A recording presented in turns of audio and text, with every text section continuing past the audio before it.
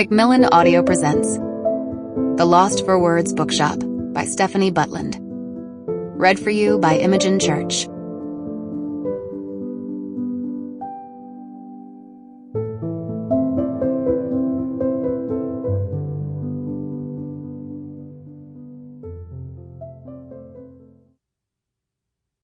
For Alan. Poetry. 2016. Unlooked for. A book is a match in the smoking second between strike and flame.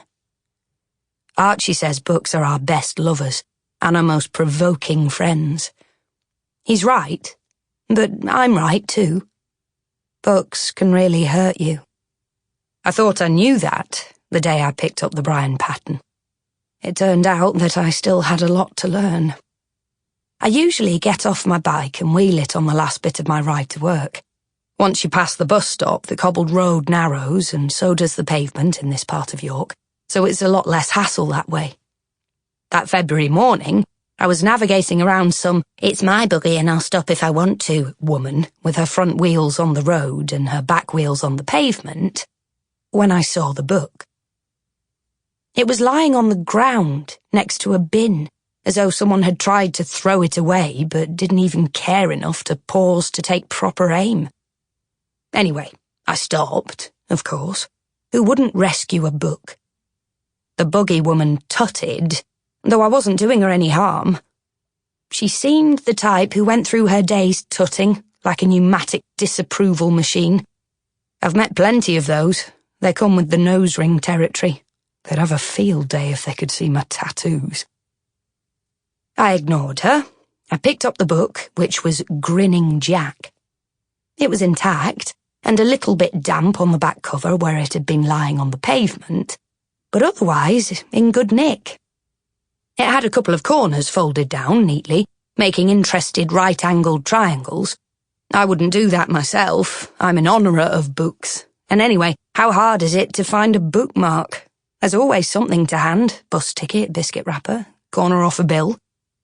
Still, I like that there are some words on a page that are important enough for someone to have earmarked them. Earmarked in the figurative sense has been around since the 1570s, in case you're interested.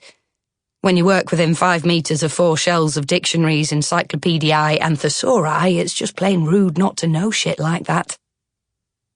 Anyway, as Archie says, I digress. Buggy woman said, "Excuse me, I can't see past you." But she said it politely, so I shuffled the back wheel of my bike onto the pavement so she could get a better look at the traffic.